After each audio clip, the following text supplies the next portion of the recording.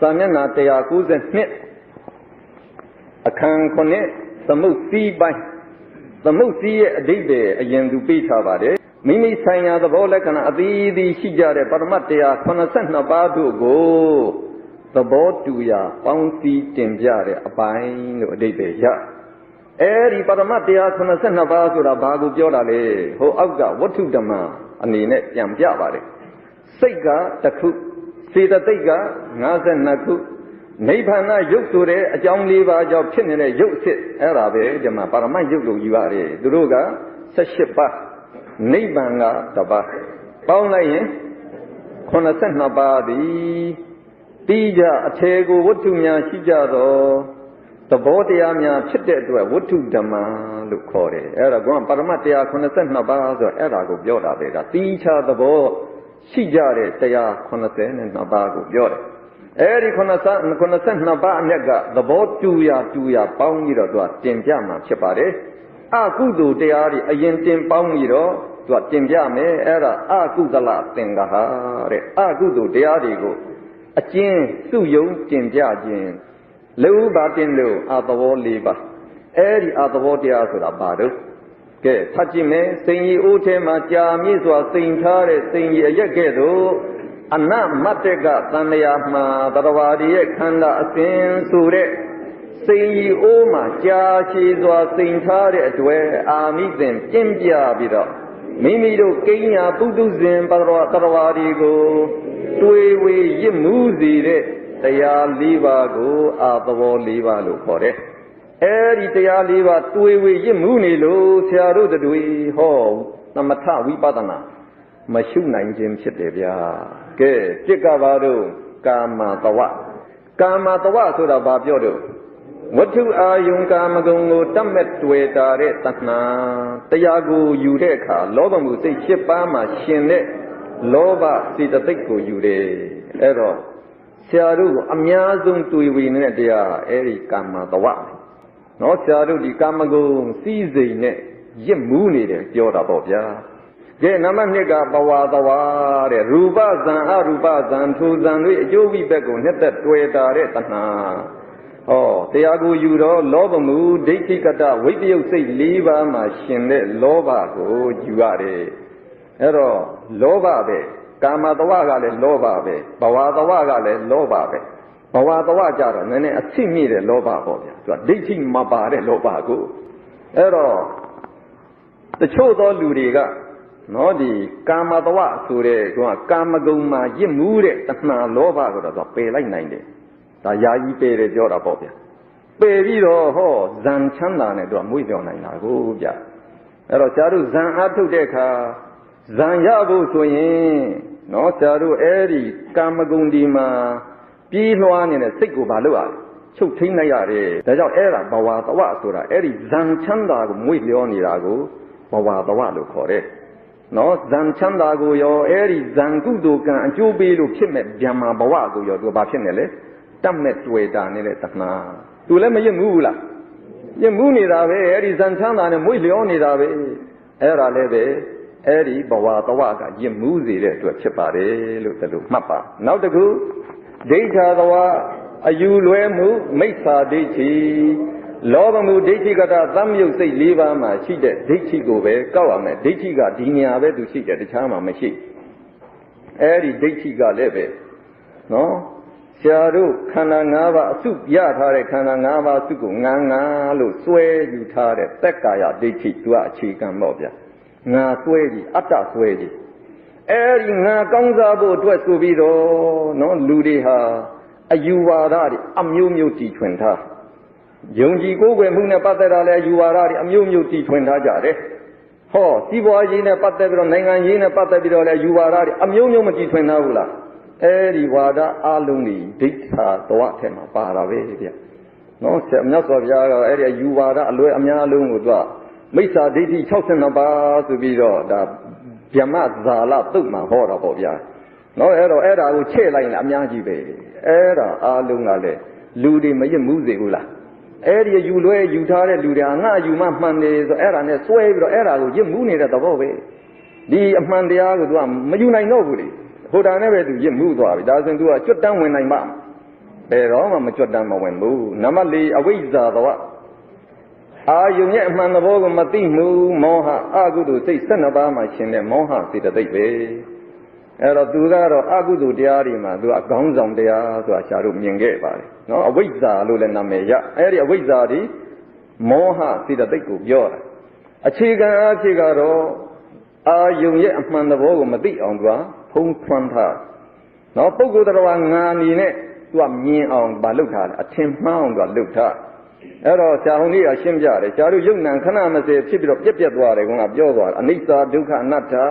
အသုဘသဘောပါအဲ့ဒါကိုမမြင်အောင်သူဖုံးထားပြီးတော့ဘာအနေနဲ့သူကမြင်အောင်လုပ်ထားတယ်ပြောင်းမြန်လှန်ပြီးတော့နိစ္စဒုက္ခအတ္တသူ့ဘာကြည့်တဲ့အနေနဲ့သူကအမြင်လွဲအောင်လုပ်ထားတာအဲ့ဒီအမြင်စောက်ထိုးကြီးနဲ့ဆရာတို့ကဒီလိုတွေးဝေရစ်မှုနေအောင်အဲ့ဒါနဲ့ပဲဆရာတို့ကမွေ့လျောနေတာကိုဗျအဲ့ဒီတွေးမေအမြင်မှားကြီးနဲ့ဆိုတော့ကဘယ်တော့မှမက်ဖို့ရပါမလဲဘယ်တော့မှမရအမြင်လွဲကြီးကိုဗျနော်ကဲအဲ့တော့ဒီတရားလေးပါလူတွေအင်မတန်တွေးဝေရစ်မှုစေတယ်ဆိုမမှန်ဘူးလားသိမှန်တာပေါ့ဗျအဲ့ဒီတရားလေးပါကိုပဲမြတ်စွာဘုရားနောက်တနည်းလှည့်ပြီးတော့ဩဃလေးပါဆိုတာထဟောတယ်ဩဃအနေနဲ့ကြတော့နာမည်ဘယ်လိုဖြစ်သွားကာမောကဘဝကဒိဋ္ဌောကအဝိဇ္ဇောကအဓိပ္ပာယ်နဲ့တရားကိုတွေအတဝ၄ပါးအတိုင်းပါပဲတဲ့ဩဃဒီဟုသောပဂရိရေအရင်သည်တဲ့တရဝါများကိုလွှမ်းမိုးနှိမ့်မြုပ်နှိပ်စက်တပ်ဖြတ်တတ်တဲ့ကဲ့သို့လောဘဒိဋ္ဌိမောဟတရားတို့သည်လေတရဝါများကိုလွှမ်းမိုးနှိမ့်မြုပ်နှိပ်စက်တပ်ဖြတ်တတ်တယ်ဝဋ္ဒုက္ခဝဲအပေ၄ပါးသည်နှိမ့်မြုပ်အောင်လွှမ်းဖိတပ်ဖြတ်တတ်ပါတယ်အဲ့တော့အသဘော၄ပါးကပြောတယ်တရားကိုပြောရင်ကာမသဝနဲ့ဘဝသဝကလောဘပဲပြီးတော့ဒိဋ္ဌာသဝကဒိဋ္ဌိအဝိဇ္ဇာသဝကမောဟဆိုတော့တရားကိုယူရင်လောဘဒိဋ္ဌိမောဟပဲနော်ဒီတရားတွေကိုအခုတခါဩဃ၄ပါးအနေနဲ့သူကပြန်ဟောတာဩဃဆိုတာပါလေပဂတိရေအရင်တဲ့ဒါသူ့ရဲ့မူလအဓိပ္ပာယ်ပေါ့ဗျာပဂတိရေအရင်ကြီးဆိုတော့ဟောတောင်ပေါ်မှာရေကြီးပြီးတော့ရေလုံးတွေတခါတည်းလိတ်ဆင်းလာရင်အဲ့ဒီလိတ်ဆင်းရလမ်းတစ်ချောင်းမှာရှိတဲ့နော်တိရစ္ဆာန်တွေလူတွေအကုန်လုံးလူပါလောက်တော့မလဲရေလုံးကြီးကဆွဲခေါ်သွားမှာပေါ့ဗျာအဲ့လိုဆွဲသွားတော့ရေစီးအားကတိတ်တန်နေကူးခတ်လို့မရတော့ဘူးအဲ့ဒီရေလုံးကပဲအမျိုးမျိုးသူကနော်ရိုက်ပုတ်မယ်နော်နှိပ်စက်မယ်တခါတည်းသူကနှိမ့်မြုပ်မယ်တပ်ဖြတ်မယ်ပေါ့ဗျာနောက်ဆုံးသူကနှိမ့်မြုပ်ပြီးတော့တပ်ဖြတ်ပလိုက်တာပဲအဲ့တော့အဲ့ဒါလိုအစွမ်းရှိတယ်လို့ပဲတဲ့အခုပြောတဲ့ဒီဩဃ၄ပါးဆိုတဲ့တရားလောဘဒိဋ္ဌိမာမောဟတွေကလည်းပဲလူတွေကိုအမျိုးမျိုးညှဉ်းပန်းနှိပ်စက်နော်ပုတ်ခတ်တပ်ဖြတ်ပြီးတော့နောက်ဆုံးတရားတွေနှိမ့်မြုပ်တာဘယ်ထိဆင်းတာအဝီဇိထိအောင်ကြတာပူတောင်ကြောက်စရာကောင်းတာလို့ပြောတာအဲ့တော့ဆရာတို့ကအခုဒီဘက်ကဝတ်ဆင်းရဲနော်ကျင်လေနေရတဲ့ဒီဘက်ကမ်းပေါ့ဗျာတန်မြာတစ်ဖက်ကမ်းပေါ့ဟိုဘက်ကတော့ခေမာတောင်ကနိဗ္ဗာန်မ်းပေါ့ဗျာအဲဒီကိုရောက်ဖို့ကဒီမှာဩဃ၄ပါးဆိုတဲ့အဲဒီသမုဒ္ဒရာရည်ပြင်ကြီးချတာအဲဒီမှာဝဲကြောကြီးအကြီးကြီး၄ခုပေါ့ဗျာလာသမျှလှေတွေသင်းမောတွေအကုန်သွားဆွဲမြုပ်နိုင်တယ်ဆိုတော့ဖြတ်တမ်းမှုဆိုတာမလွယ်ဘူးဆိုတဲ့သဘောနော်ဒါသင်္စားပြောပါကဲနောက်တစ်ခါယောဂ၄ပါးတယ်ဗျာကာမယောဂဘဝယောဂဒိဋ္ဌိယောဂအဝိဇ္ဇာယောဂအဓိပ္ပာယ်နဲ့တရားကိုယ်တွေအတဝ၄ပါးအတိုင်းပဲဒါနောက်တစ်မျိုးမြတ်စွာဘုရားလှည့်ဟောနေခြင်းဖြစ်ယောဂရဲ့အဓိပ္ပာယ်194မှာပြီးထားတယ်အသေးနဲ့ကပ်ပြီးတော့ရှင်သတ်ထားသလိုတရားတွေကိုဝတ်ဆင်းရဲမှာရှင်သတ်ပြီးတတ်တဲ့တရားကိုယောဂလို့ခေါ်တယ်ဒါကြောင့်ကလောဘဒိဋ္ဌိမောဟဆိုတဲ့တရားတွေဟာဇာတို့ဝတ်ဆင်းရဲမှာတခါတည်းယုံလို့မထွက်အောင်တခါတည်းကောင်းတဲ့အသေးနဲ့ကိုယ်နဲ့ကတ်ထားတယ်လို့တခါတည်းကပ်ပြီးတော့လိုက်ပါနေအောင်ကလှုပ်ထားတယ်ဒီသဘောမျိုးဂန္ဓ၄ပါးဖတ်ကြည့်မယ်တန်ခွင်းချင်းဆက်ကထုံးအောင်ဖွဲ့ရှက်ထားတယ်လို့တရားတို့ရဲ့နာမကာယနာမကနံကာယကအပေါင်းစုနာအပေါင်းစုရူပကာယရုပ်အပေါင်းစုတို့ကိုဝတ်ဆင်းရဲမှမဒီတိုင်းပဲဒီကန္ဓ၄ပါးဆိုလဲဘဝတစ်ခုနဲ့တစ်ခုတစ်ခုနဲ့တစ်ခုချိတ်ဆက်ပြီးတဲ့တရားတွေပဲဒီဘဝပြီးနောက်ဘဝပြီးရင်နောက်တစ်ဘဝပေါ့ဗျာအဲလိုဆက်ဆက်သွားအောင်လုပ်ပြတဲ့တရားကဲတစ်ကပါတော့အဘိဇာကာယကန္ဓနော်အဘိဇာကဇာတို့ဒုစရိုက်10ပါးမှာမြင်ခဲ့တဲ့အဘိဇာပါပဲမတရားလောဘပဲသူတစ်ပါးပစ္စည်းကိုမတရားရလိုခြင်းနဲ့အဲဒီလောဘမျိုးတာအဘိဇာပဲအဲ့ဒါလည်းပဲဘဝဆက်ဆက်ပြီးလို့သူ့ကိုကာယကန္ဓလို့ခေါ်တယ်ကဲဒီကအဓိပ္ပာယ်ပြီးထားတာအာယုန်တစ်ခုကိုရှေးရှုကြံစီလိုခြင်းသဘောမိမိဥစ္စာဖြစ်စေ သူတစ်ပါးဥစ္စာဖြစ်စီတရားသည်ဖြစ်စီမတရားသည်ဖြစ်စီလိုချင်မှုလောဘဒါလည်းလောဘမှုစိတ်၈ပါးမှာရှင်တဲ့လောဘကိုကောက်ရအဲ့တော့ဘဝဆက်ပြီးတဲ့တရားထဲမှာထိတ်ဆုံးလာတာဘာလို့လဲလောဘပဲနံပါတ်2ဗျာပါဒကာယကံထနော်ဗျာပါဒကလည်းပဲဒုကြိုက်10ပါးမှာမနောဒုကြိုက်မှာသူလည်းပါတာပဲသူကဒေါသကိုပြောတာကိုနော်အဲ့တော့သူတစ်ပါးအသက်စီးစိမ်ပြက်အောင်ဖြက်စီးဖို့ကြံစီနေတဲ့သဘောဗျာပါဒလို့ကြာတို့ပြောခဲ့တယ်ဒီသဘောပဲဒီမှာစိတ်ရဲ့ဖောက်ပြန်ပျက်စီးခြင်းစိတ်ဆိုးခြင်းတို့ရောက်ကြောင်းဖြစ်တဲ့ဒေါသမှုတွေမှာရှိတဲ့ဒေါသနံပါတ်3သီလပတ္တပရာမာသကာယကံထာနွားခွေစသည်တို့အလိကြီးကိုကြည်လျင်ကိလေသာမှလည်းစင်ကြယ်ဤတန်တရားမှလည်းလွတ်မြောက်ဤမှားယွင်းစွာသုံးသဆွဲလန်းနေတဲ့ဒိဋ္ဌိသူလည်းလောဘမှုဒိဋ္ဌိကတသံယုတ်စိတ်၄ပါးမှာရှိတဲ့ဒိဋ္ဌိပဲကောက်ရတယ်ကဲနောက်တစ်ခုနံပါတ်4ဣဒံသစ္စာဘိနိဝေသကာယကံထမိစ္ဆာအယူကြည်တစ်မျိုးမှယူကြည်သုံးကြည်ဤငါ၏အယူကြည်သာမှန်၏တပါးသူတို့အယူကြည်သည်အမှားဒီလို့ပြင်းထန်စွာဆွဲလန်းတဲ့ဒိဋ္ဌိပဲသူလည်းဒိဋ္ဌိစေတသိက်ပါပဲအဲ့တော့ဒိဋ္ဌိစေတသိက်တစ်မျိုးကိုပဲ3နဲ့4ပေါ့ဗျာဆွဲလန်းပုံမတူလို့အဲ့ဒါကာယကံထ2မျိုးအနေနဲ့ဟောလိုက်ပါတယ်မြတ်စွာဘုရားကနိဗ္ဗာန်ကိုသွားနိုင်တဲ့တကြောင်ကြီးသောလမ်းဆိုပြီးတော့မဂ္ဂင်8ပါးကိုပြောတယ်ဒီကြည်စဉ်ကနေလွဲပြီးတော့တခြားနော်နိဗ္ဗာန်ရောက်နိုင်တယ်လားမရှိကဲဆရာတို့ဥပါဒံ၄ပါးသွားကြရအောင်မွေကဖားကိုထမ်းထားတယ်လို့မစွတ်လွတ်နိုင်မဲ့ဆွဲလန်းယူထားခြင်းအာယုံပြုခြင်းကိုဥပါဒံလို့ခေါ်တယ်ဥပါဒံ၄ပါးတစ်ကကာမုပါဒံကာမဂုဏ်၌ကျဉ်းထန်စွာဆွဲလန်းတတ်မဲ့တဲ့တဏှာလောဘသူကလောဘစေတသိက်ပါပဲနော်ကိုယ့်ရဲ့သားသမီးစည်းစိမ်ဥစ္စာကိုမဖြောက်နိုင်ဘူးဒါဆွဲလန်းနေတာကိုဗျကဲဒိဋ္ဌုပါဒံသီလပတ္တပရမာသနဲ့အတ္တဝါဒဒိဋ္ဌိ2မျိုးမှအပါဆိုတာကအဲ့ဒီ2မျိုးကို3နဲ့4အနေနဲ့ဟောမှဖြစ်လို့ဒါကိုခြံထားလိုက်တယ်ကြံတဲ့မိစ္ဆာဒိဋ္ဌိအမျိုးမျိုးအဲ့ဒါဒိဋ္ဌုပါဒံဒါကြောင့်ဒီအယူဝါဒတွေကိုလူကအနံဆွဲတယ်ဆိုတာဒီဒိဋ္ဌိကအနံဆွဲလန်းစေတဲ့တရားဖြစ်လို့ဒါဆွဲလန်းတာပဲနံပါတ်3သီလပတုပါဒံသီလပတ္တပရမာသအကြီးဆိုစောစောကခွေးကြည့်နွားကြည့်ကိုဆွဲလန်းနေတဲ့အယူဝါဒကိုပြောတာဆွဲလန်းမှုကိုပြောတာနံပါတ်4အတ္တဝါဒုပါဒံအတ္တရှိတယ်လို့ဆွဲလန်းနေတဲ့တက္ကရာဒိဋ္ဌိအမျိုးမျိုးငါလို့ဆွဲနေတဲ့အဲ့ဒီအဆွဲရလည်းပဲအင်မတန်မြင်းမြန်တယ်ဗျာနော်ကဲနောက်တစ်ခုအဲ့ဒီဒိဋ္ဌုပါဒံရဲ့သီလပတုပါဒံအတ္တဝါဒုပါဒံဒီ3ခုရဲ့တရားကိုဟာဒိဋ္ဌိစေတသိက်တစ်မျိုးတည်းပဲဆွဲလန်းပုံမတူလို့3မျိုးဖျားခွဲပြီးတော့ဟောပါတယ်အဲ့ဒီဟောတဲ့အကြောင်းအောက်မှာသူပေးထားပါတယ်ကိုယ့်ကိုဖတ်လို့ရစာမျက်နှာ196ကျားတို့သွားမယ်နံပါတ်6နိဝရဏ6ပါးဇံမဲ့ဖို့နဲ့ကုသိုလ်တရားတွေမဖြစ်အောင်တားမြစ်ပိတ်ဆို့တတ်တဲ့တရားတွေကိုနိဝရဏလို့ခေါ်တယ်ဗျာအဲ့ဒီနိဝရဏလည်းဆရာတို့အတွက်အရေးကြီးတယ်ဘာဖြစ်လို့အရေးကြီးလဲဆိုရင်ဆရာတို့ကုသိုလ်မလုပ်ဖြစ်အောင်လဲသူကတားတယ်ဗျကုသိုလ်လုပ်ပြန်ရင်လည်းပဲကုသိုလ်မဖြစ်အောင်သူကတားဆီးပြန်တယ်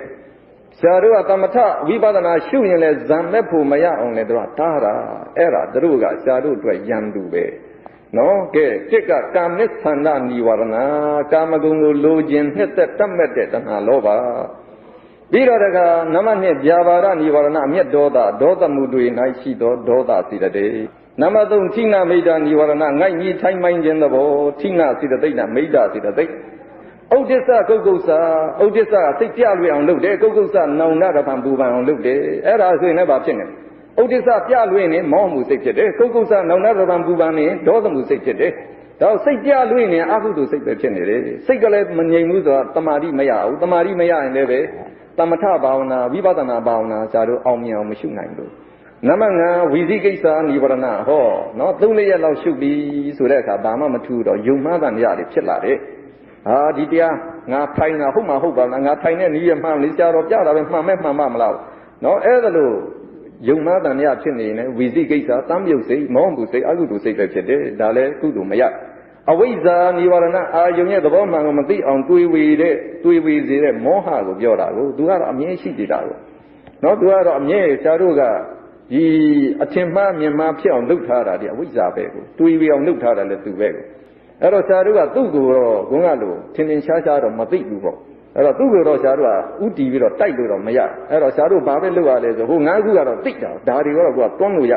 အဲ့ဒီဝိဇ္ဇာနိဝရဏကိုတွန်းလာတဲ့နည်းကတော့ကိုကအဲ့ဒီအမှတ်အာယုံမှာတတိကိုကပ်ပြီးတော့ ကုသိုလ်စိတ်ပဲထက်ကတက်ကဖြစ်နေအောင်အဲ့ဒီအာယုံမှာဆွဲပြီးတော့ရှုနေအောင်ကိုလုပ်နိုင်တယ်ဆိုရင်တော့ကုသိုလ်စိတ်တွေဖြစ်နေပြီဆိုရင်ဒီဉာဏ်ဝန္ဒနာတွေပါဖြစ်ကြလေသူတို့ကဘေးဖယ်နေရတာပေါ့နံပါတ်199အနုတရား9ပါးတရဝါတို့ခန္ဓာအစဉ်မှာဘဝဆက်ဆက်အမြဲမပြတ်ကိန်းဝတ်လိုက်ပါနေတဲ့ကိလေသာမျိုးတတ်ကိုအနုတရားလို့ခေါ်တယ်အဲ့ဒီအနုတရားကတဲ့ဥပတိပင်အားဖြင့်အခြေကိုထင်ရှားစွာရှိသည်မဟုတ်ဆိုင်ရာအာယုန်နဲ့ဆုံတွေ့သည့်အခါနိုးကြထကြွလောင်အစဉ်သည့်ဖြစ်နေတဲ့ကိလေသာမျိုးတတ်တစ်မျိုးပါပဲတဲ့တရက်ပင်မှာတရက်တီးဖို့ဓာတ်တတိကိန်းဝတ်နေတာနဲ့တူတယ်တရက်စီကတက်ပင်ပေါက်လာတယ်ဒီတက်ပင်အချိန်တန်အရွယ်ရောက်ရင်သူပါလို့အသီးသီးမယ်အသီးသီးတာကိုထောက်ရှုပြီးတော့သူ့စီမှာအသီးသီးစေတဲ့မြို့ဓာတ်သူ့ရဲ့အပြင်မှာရှိတယ်ဆိုတာရှားတို့ပြောနိုင်ဒါပေမဲ့အဲ့ဒီမြို့ဓာတ်ဘယ်မှာလဲကိုကသွားကြည့်ရင်တော့ရှားကြည့်ရင်တော့တွေ့ပါမလားမတွေ့ဘူးဒီတိုင်းပဲရှားတို့စီမှာဟောဒီအနုတရားလို့ပြောတယ်ဒါသိမ်မွေ့တဲ့ကိလေသာနော်သိမ်မွေ့တဲ့ကိလေသာမြို့ဓာတ်တွေပဲအဲ့တော့မြို့ဓာတ်အနေနဲ့သူကလိုက်ပါနေတယ်တဲ့ရှားတို့စိတ်အစဉ်မှာဘဝဆက်တိုင်းလိုက်နေတယ်ပြောတာဗျဒါရှားတို့ဒီဘဝသေးလို့နောက်ဘဝသွားဖြစ်လိုက်ရင်ဟောစိတ်အစဉ်ကမပြတ်ဘူးဒီဘဝမှာစိတ်နော်သုတိစိတ်ကြရတယ်နဲ့နောက်ဘဝဘိဓာန်ဒီစိတ်ကနောက်ဘဝမှာသွားဖြစ်တာကိုအဲ့တော့အခုရှားတို့စီမှာစိတ်အစဉ်မပြတ်တယ်လို့ပဲဘဝရာချားသွားတယ်စိတ်ကလည်းဟိုတိုင်းပဲမပြတ်ဘူးဒါလို့ဆိုရင်ရှေ့စိတ်ကအာနိသင်တွေအားလုံးဒီနောက်စိတ်ကိုကူးမသွားဘူးလားဒါရှားတို့ဘဝကူးသွားပြီမဲ့စိတ်ကဟိုမှာသွားဖြစ်ပြီမဲ့ခွန်းကရှေ့ကစွမ်းရည်တတ္တိအားလုံးကအဲ့ဒီစိတ်ကိုပါလုသွားတယ်လက်ရှိကမ်းသွားတယ်ဒါတော့သူ့ရဲ့ဝါသနာဇိုက်တွေပါတယ်အကုန်ပါသွားတာအဲ့ဒီကိလေသာမြုတ်တတ်ကလည်းပါနေတာပဲဘယ်ပဲတော့အမြဲပါနေတယ်ဘယ်ဘဝပဲရောက်ရောက်အမြဲပါနေတယ်အဲ့တော့ပါတာသူကမျိုးအနေနဲ့သူပါနေတယ်ဥပတိပင်အနေနဲ့တော့မထင်ရှားအဲ့တော့စိတ်ထဲမှာသူငုတ်နေတာပဲဟောသူကြိုက်တဲ့အာယုံနဲ့တွေ့ရင်သူဆိုင်ရာအာယုံနဲ့တွေ့ရင်သူဘာဖြစ်လဲတခါလဲဆောင်းနဲ့သူ့အနိုးချထကြွလာတာပဲနော်ကဲဒီမှာကြည့်ကာမရာဂနုတယဝတ္ထုအာယုံကာမဂုဏ်နှစ်သက်တတ်မဲ့တဲ့တဏှာဆိုသောသောကာမတဝနဲ့တူတူပဲဘဝရာဂနုတယရူပဇံအရူပဇံအဲ့ဒီဇံရဲ့အကျိုးဝိဘက်ကိုနှစ်သက်နေတဲ့တဏှာသူလည်းသောသောဘဝတဝနဲ့တူတူပဲပဋိက္ခဏုတယအနုတယဆိုတာဒေါသနော်ဒေါသစေတသိက်ပဲမာနနုတယမာနစေတသိက်ဒိဋ္ဌာနုတယဒိဋ္ဌိစေတသိက်ဝီဇိကိစ္စနုတယဝီဇိကိစ္စစေတသိက်အဝိဇ္ဇာနုတယမောဟစေတသိက်အဲ့တော့အနုတယအနေနဲ့9ပါးတရားကိုအနေနဲ့ပြောရင်ဘယ်နှပါလဲ6ပါးပေါ့ဗျာ1နဲ့2ကလောဘတစ်ခုတည်းကိုနော်အဲ့တော့အလုံး6ပါးကဲတန်ရောစဉ်10ပါးဆက်ကြည့်ပါနရဝါတို့ကိုထိုဘဝမှာမလွတ်ရအောင်ဝါသံတရားစက်မှတ်မယုံထွက်နိုင်အောင်ကြိုးဖြစ်တုံ့နှောင်ထားသလိုချီနှောင်ထားတဲ့တရားကိုတန်ရောစဉ်လို့ခေါ်တယ်အဲ့ဒါနော်တခါတည်းဒီတန်ရာဝတ်ဆင်းရကနေမလွတ်ထွက်နိုင်အောင်လို့သူကချီနှောင်ထားတဲ့သဘောပဲဆရာတို့ကနွားတွေကိုနော်ဒီခြံတွေကလွတ်မထွက်အောင်လို့ကြိုးနဲ့ချီထားသလိုပဲသူတို့လည်းဆရာတို့ကိုချီထားတစ်ကကာမရာဂတန်ရောစဉ်နော်ဒါကြရင်ဝတ္ထုအာယုံကာမဂုဏ်တွေကိုနှစ်သက်တတ်မဲ့နေတဲ့တဏှာပဲရူပရာဂတန်ရောစဉ်ရူပဇံအဲ့ဒီဇံရဲ့ကျိုးဝိပက်ဆိုတာကဒီဇံကအကုသိုလ်ကအကျိုးပေးလိုက်ရင်ဒါရူပပြန်မှာသွားဖြစ်တာပေါ့အဲ့ဒီရူပပြန်မှာဘဝချမ်းသာကိုသွားပြီးတော့သူကတတ်မဲ့တွေ့တာနေတဲ့လောဘတဏှာပဲအရူပရာဂတန်ရောစဉ်ကအရူပဇံနဲ့အဲ့ဒီဇံအကျိုးဝိပက်ကိုနှစ်သက်နေတဲ့တဏှာအဲ့တော့တဏှာလောဘကိုပဲသုံးစိပိုင်းလိုက်တယ်ဗျနော်တစ်ကတော့ကာမဂုဏ်ကိုတတ်မဲ့နေတဲ့တဏှာအဲ့ဒါကိုပယ်နိုင်ရင်ကျတော့ဘာရနိုင်လဲရူပဇံတက်သွားနိုင်တယ်ရူပဇံရရင်အဲ့ဒါရူပတဏှာဒီအဲ့ဒီရူပတဏှာပေါ့ဗျာဒီရူပဇံတွေကိုတတ်မဲ့တွေ့တာနေတဲ့ရူပရာဂတန်ရောစဉ်ကောအဲ့ဒါဒီရူပဇံကိုလည်းတခါကိုကတခါမယူဘူးဒါကိုပယ်ပြီးတော့အရူပဇံမတက်နိုင်ဘူးလား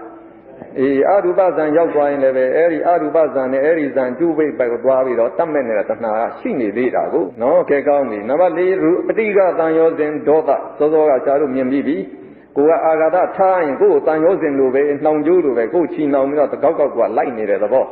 မာနတန်ရောစဉ်ထောင်လောဝိကြွားနေတယ်ဟုတ်လားအဲ့တော့ဒါလည်းပဲကိုယ့်ရဲ့စီစဉ်ဥစ္စာမှာကထောင်လောဝိကြွားနေအဲ့ဒီကနေကိုကခွာမထွက်နိုင်ဘူးဒီပေါ်မှာပဲကိုကရပ်တည်နေခြင်းတယ်ဒါလည်းပဲတန်ရောစဉ်နှောင်ကျိုးပဲဒိဋ္ဌိတန်ရောစဉ်ယူအမျိုးမျိုးကိုကသောဆွဲနေအဲ့ဒီယူကကိုယ်ကိုပါလှုပ်ထားတယ်ဒီယူမစွတ်နိုင်ဘူးဆိုအဲ့ဒီယူကကိုယ်ချီနှောင်ထားတဲ့သဘောပဲတိလပ္ပဒပရမာသတန်ရောစဉ်ကနွားကြည့်ခွေးကြည့်သောဆွဲနေတယ်ဒါအယူမှားတယ်ဝိသိကိစ္စတန်ရောစဉ်ယုံမှားတန်တရားဖြစ်အောင်သူလုပ်နေရင်လည်းပဲအဲ့ဒါကလည်းဇာတို့ကနော်ဒီဥပမာမဂ္ဂင်၈ပါးကိုသွားယုံမှားတန်တရားဖြစ်နေရင်ဒီလူဟာမဂ္ဂင်၈ပါးသူပေချာမကြည့်ပြတော့မကြည့်ပြရင်သူဘာဖြစ်မလဲ Perama was him, Maloyan, the Wizi Kisa, Tugo, now Juni, she down the boy of Guarabe. Oh, this are say Yalu and say Medina, Tamari Mayana, Tamari Mayana, Baroma, Mepo, Mayana.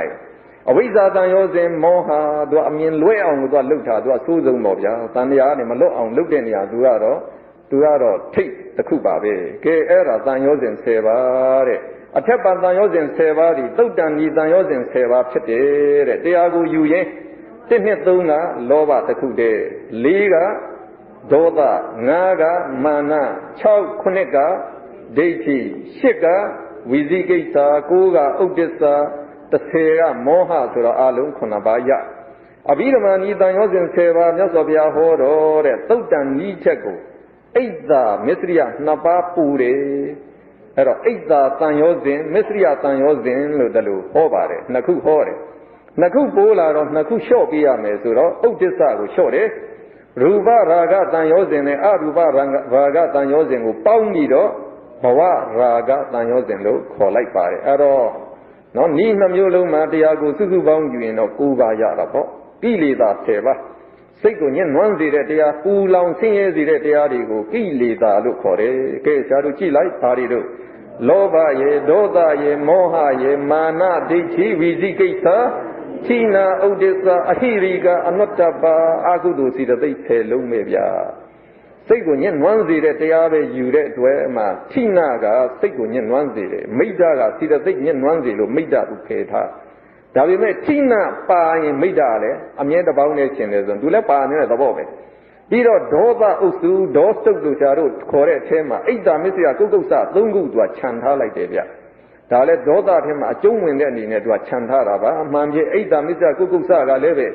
Saru, Pulang, Singing, one zero, movement Chipula. Chitavabe, Ero Agudu, see the thing, Alum Divina, no? Charu, Siku, sing it in Manzire, Suracharu, the Bocha Java. Ke Biroma, Samena Nayama, Taunaya, Tiliza, Suratu, Puetiata. Lobabi, Nanti, Pinata, Tira, Dum, Pinata, Naze, Nasa Dum, Jora. Edding Nasa Dumba, about Jora, let's take that the coup. See the thing, Nasa and the coup, Era, Nandia, Nasa Dumba. Navana, you Atta Rata, Atta, and Ship Rata to say, Ship Yorabe. Lekana, you leave a pound line Konasangava, Era Loba, the Konasangava, Dwavi, or Tamet with Arabia. Eri Konasangava, Ayunga, Mimi, Isadatana, Mimi Kana, Dema, Guru, Isadatana, Nukore. Go Kana Pimbajaro, Bahita, and Nukore. Erlo, Isadatana, Ayun Jude, Loba, Konasangava. Bahida go ayun jude loba kunasangava pound like do loba 150 ala dube doda sare jangilida kuba le 150 C0 150 30နဲ့မြောက်1500ကိလေသာရတယ်ဆောင်းဘုတ်ကပိုကောင်းတယ်နန္တိပညာယုတ်နိဗ္ဗာန်လက္ခဏာယုတ်လေးတန်တန်နဝမြောက်စီက150ရေးဆေကီလေးသာမြောက်စီက900 1000တွေနန္တိပညာနန္တရား53ယုတ်နိဗ္ဗာန်နိဗ္ဗာန်ယုတ်18ပါးလက္ခဏာယုတ်လေးလက္ခဏာယုတ်4ပါးပေါင်းလိုက်85တဏ္ဍနှစ်ဝနဲ့မြောက်ကွန်ကအစ္ဆဒတဏ္ဍဗဟိတတဏ္ဍနှစ်ခုနဲ့မြောက်150ရေးချဆေကီလေးသာနဲ့ဆက်မြောက်1500ကိလေသာရတယ်အဲ့ဒါကိလေသာရဲ့နော်ဘူဘာအပိုင်းအဝိုင်းဒီပေါ့ဗျာသူကဘက်တော်သားတွေသူကတတ်မှကြီးပေါ့ဗျာတော့ဒီကိလေသာမကောင်းတဲ့ဘက်ကိုခြေလေနေတဲ့တရားတွေဟာအဲ့ဒါသူတို့ကနော်1500အထိတောင်ရှိတယ်မိတ္တကသင်္ဃဟသွားမယ်မိတ္တကကရောပြွန်းထားတဲ့သဘောကုသိုလ်အကုသိုလ်ဗျာကတတရားတွေကိုရောပြွန်းပြီးတော့တင်ပြမယ်ဟိတ်6ပါးအကုသိုလ်ဟိတ်3ပါးလောဘဒေါသမောဟကုသိုလ်ဟိတ်3ပါးကလောဘဒေါသမောဟအဗျာကတဟိတ်3ပါးဆိုတာကဝိပဿစိတ်နဲ့ကရိယာစိတ်မှာရှင်တဲ့ဟိတ်3ပါးသူတို့လည်းလောဘဒေါသမောဟပဲဖြစ်ပါတယ်ဇာနင်9ပါးအာယုန်တစ်ခုကိုယူရမှာရိုးရိုးအာယုန်ပြုတ်ပုံတဲ့လွန်ကဲပြီးတော့စူးစူးစိုက်စိုက်ရှုတတ်တယ်ဝိတက်ဝိစာရပီတိဒုက္ခဧကဂရာဆိုတဲ့တရားပေါင်းကိုဇာနဇံလို့ခေါ်တယ်အဲဒီဇံရဲ့အစိတ်ပိုင်းအင်္ဂါကိုဇာနင်္ဂဇာနင်လို့ခေါ်တယ်ဒီလိုဆိုရင်ဇာနင်ဆိုတာဘာလဲဇာနင်္ဂကနေလာတယ်ဇာနင်္ဂဆိုတာဇံရဲ့အင်္ဂါကိုပြောတာနော်ဇံရဲ့အင်္ဂါဆိုရင်စောစောချာတို့သိခဲ့တဲ့ဝိတက်ဝိစာရပီတိဒုက္ခဧကဂရာတွေပဲ အဲဒီဇန်အင်္ဂါတွေပေါင်းလိုက်မှဖြစ်သွားလေဇန်ပေါ့အဲ့တော့ဒီဇန်အင်္ဂါတွေကိုပဲသူကဇန်နင်တရားလို့သူကခေါ်လိုက်တာဒါလို့ဆိုရင်ဇန်နင်တရားတွေဘာအာမိသင်ရှိတယ်လဲလို့မေးရင်ဟောဒီဇန်နင်တရားတွေကနော်သူတို့နဲ့အတူရှင်ဖြစ်တဲ့စိတ်စေတသိက်တွေအာယုမှာစူးစိုက်ကြည်နေအောင်လို့သူတို့မလုပ်ပေးဘူးလားအဲဒီအာမိသင်ရှိလို့သူ့ကိုလည်းဇန်နင်တရားဆိုဘုရားကနော်ဒါဟောပါတယ်ဝိတက်စေတသိက်ဒါလောက်ပြောရင်လည်းရတယ်ဒါမှမဟုတ်ဆရာတို့ကဝိတက်ရှင်တဲ့စိတ်55ပါးမှာရှိတဲ့ဝိတက်ဒါလို့ပြောနိုင်ပိုကောင်းတော့ဝိสารဇာနင်ဝိสารရှင်တဲ့စိတ်66ပါးမှာရှိတဲ့ဝိสารပီတိဇာနင်ပီတိရှင်တဲ့စိတ်50ပါးမှာရှိတဲ့ပီတိဧကဂရဇာနင်ဒွေပင်စဝိညာဉ်30ကျင်တဲ့စိတ်89ပါးမှာရှိတဲ့ဧကဂရဒါဇာင်္ဂါ၄ပါးပဲဝိတက်ဝိสารပီတိဧကဂရပြီးတော့မှကျတော့ဒုက္ခနဲ့ဥပိ္ပခာအဲ့ဒါဝေဒနာတွေကိုအခုဒီမှာဇာအင်္ဂါ3ပါးအနေနဲ့ဖျားဟောပါတယ်သောမနတဇာနင်ဆိုတာသောမနတသဟဂုတ်စိတ်62ပါးမှာရှိတဲ့သောမနတဝေဒနာဒေါမနတဇာနင်ဒေါသမှုတွေမှာရှိတဲ့ဒေါသမတဝေဒနာဥပိ္ပခာဇာနင်ဥပိ္ပခာဝေဒနာဒါပါပဲဝေဒနာ3မျိုးကိုဒါနော်ဇာအင်္ဂါအနေနဲ့ဟောသွားပါဒါမျက်နှာ202မဲ့ခင်7ပါး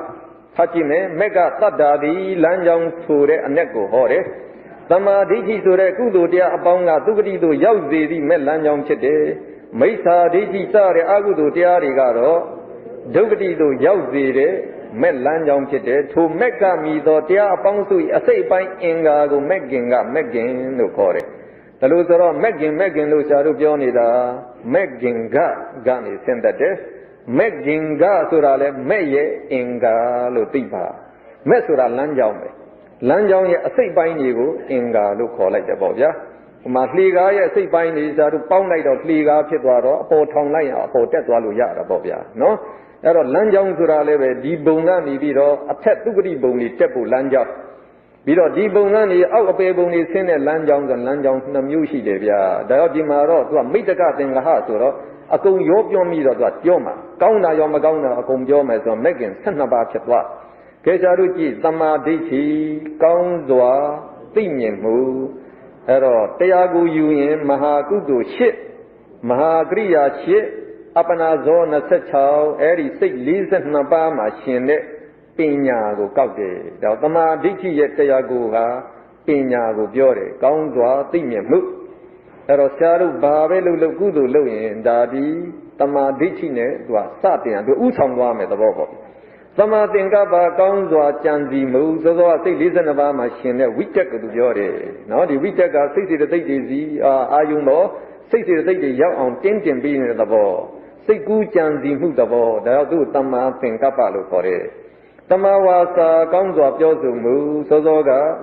အဲ့တော့ဒီမှာသမာဝါစာရဲ့အောက်ကသမာကမ္မန္တရဲ့သမာအာဇီဝရဲ့ဒီ3မျိုးကသီလမဲ့ခင်3ပါးကို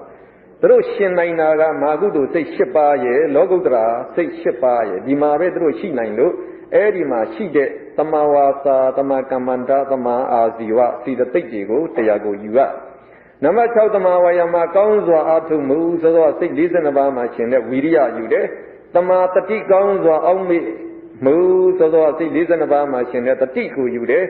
သမာသမာဓိကောင်းစွာတည်ကြည်မှုအဲဒီစိတ်42ပါးမှာရှင်တဲ့ဧကဂရယူတယ်ဒီထိကကောင်းတဲ့မဂ္ဂင်တွေပေါ့ဗျာအဲဒီမဂ္ဂင်7ပါးပေါင်းလိုက်ရင်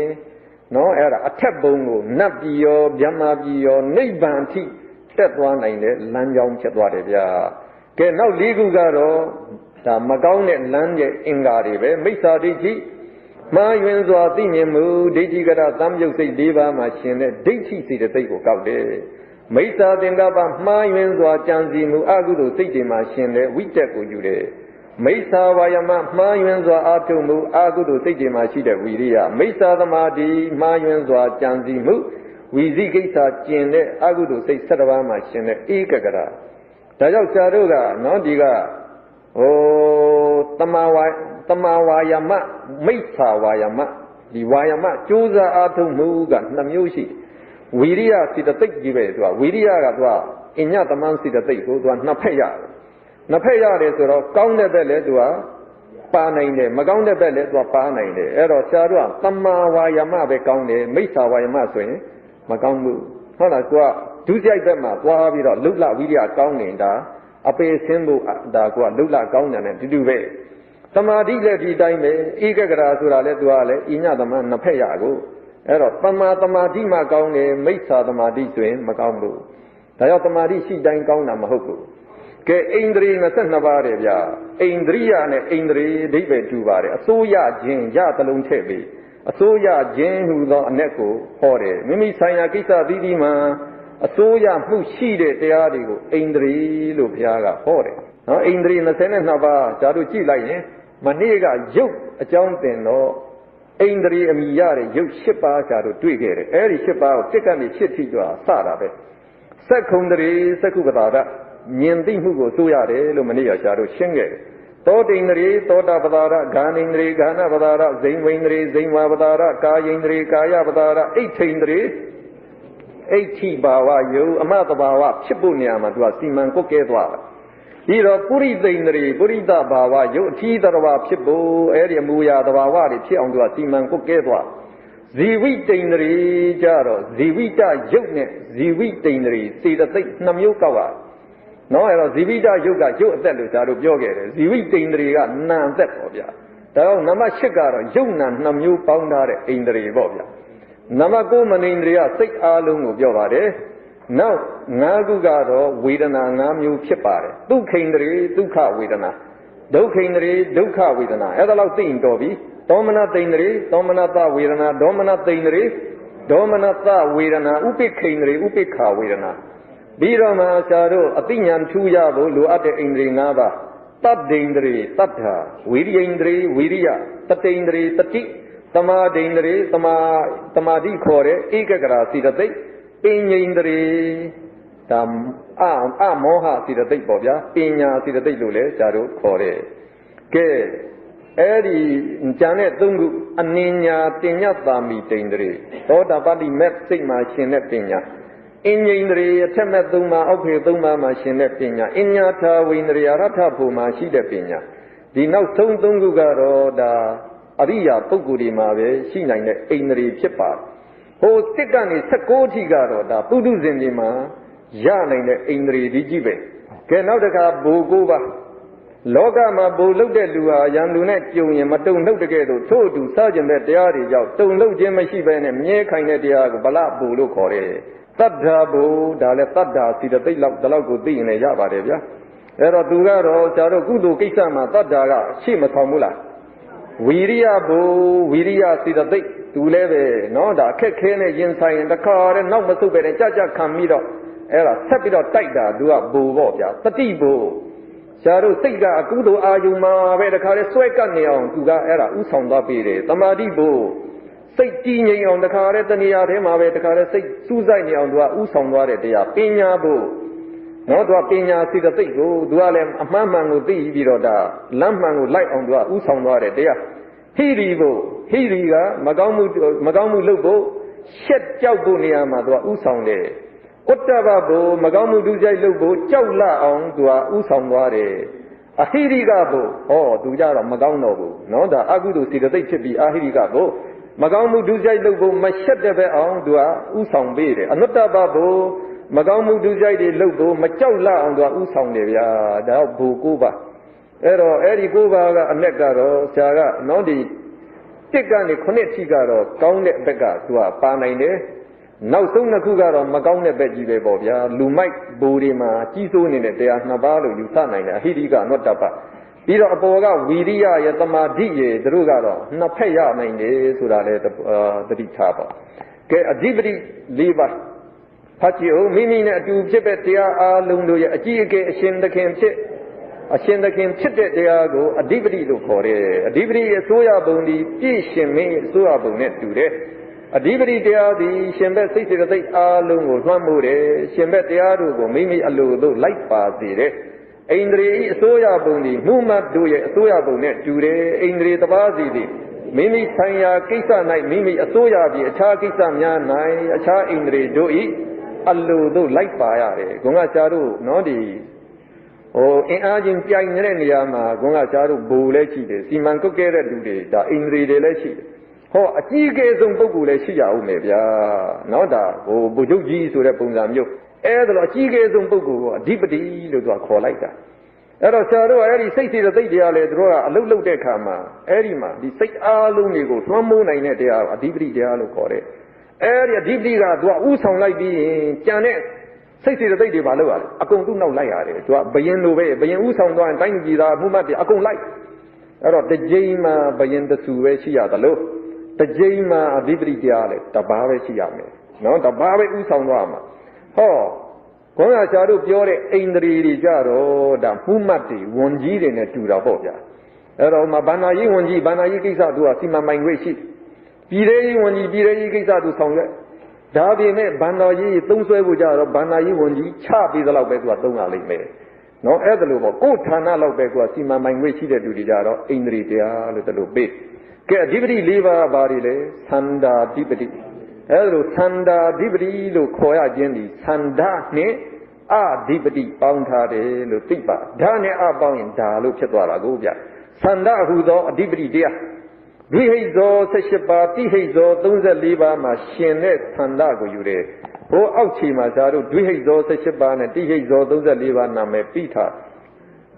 ဟိုဇာတို့ဇောအကြောင်းပြောစုံလုံးကပကိန်းလုံးကဇော55ပါးရှိတယ်လို့ဇာတို့မသိခဲ့ဘူးလားနော်ဇော55ပါးအဲ့ဒီဇော55ပါးနဲ့ကအားနေတဲ့ဇော3ခုသူဖယ်ထားတယ်ဗျအဲ့တော့ဘယ်ဇောစိတ်3ခုဖယ်ထားတယ်လဲလို့မေးရင်ဟတိတုပ္ပအဟိစိတ်ဆိုတာဟိတ်တစ်ခုမှမပါဘူးမောမှုတွေးမောမှုစိတ်နှစ်ပါးလဲမောဟဟိတ်တစ်ခုပဲရှိလို့အားနေတယ်ဒါအဲ့ဒီစိတ်3ကမယူဘူးကြံတဲ့52ပါးအခုယူထားတယ်ဗျတွေးစိတ်ကတွေးဟိတ်ဇောက18ပါးတိဟိတ်ဇောကဒါပညာရှင်တဲ့ဇောပေါ့ဗျာတိဟိတ်ဇောက34ပါးပေါင်းလိုက်52ပါးအဲ့ဒီ52ပါးမှာရှင်တဲ့သန္တာကအားရှိလို့သူအဓိပတိတတ်နိုင်တယ်အဓိပတိတတ်တယ်ဆိုတာအဓိပတိကိစ္စဆောင်ရွက်နိုင်တာပေါ့ဗျဝီရိယအဓိပတိကလည်းဒီတိုင်းပဲအဲ့ဒီစိတ်52ပါးမှာရှင်တဲ့ဝီရိယကိုယူတယ်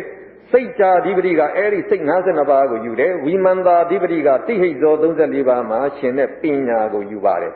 ဒါကြောင့်ဆရာတို့အဓိပတိတတ်နိုင်တဲ့တရား၄ပါးပါလေလို့လွယ်လွယ်ပြောရင်သန္တာရဲ့ဝီရိယရဲ့စိတ်ဓာရဲ့ဝိမန္တလို့ခေါ်တဲ့စူးစမ်းဆင်ခြင်တတ်တဲ့ပညာကိုသူကဝိမန္တလို့ခေါ်လိုက်တာကိုကဲအဲ့ဒါလည်းအဓိပ္ပာယ်ပြီးထားပါတယ်ဒါကြောင့်ဆရာတို့တွေနော်ဆရာတို့ရဲ့ကိုယ်ပိုင်အည်သွေးချင်းမှာအကိုရဆုံးအည်သွေး၄ခုကပါလေလို့မင်းအဲ့ဒီသန္တာရဲ့ဝီရိယရဲ့စိတ်ရဲ့ဝိမန္တရဲ့ပဲကဲအာဟာရ၄ပါးအစာအာဟာရဒီခန္ဓာကိုယ်အားမပြတ်မစီကြီးပွားခိုင်ခတ်အောင်ဆောင်ရွက်ထောက်ပံ့ထားသလိုထို့အတူမိမိဆိုင်ရာကျိုးကိုလွန်စွာဖြစ်စေနိုင်ရွက်ဆောင်ပေးနိုင်တဲ့တရားအာဟာရတစ်ကကပ္ပလီကာရအာဟာရကပ္ပလီကာရ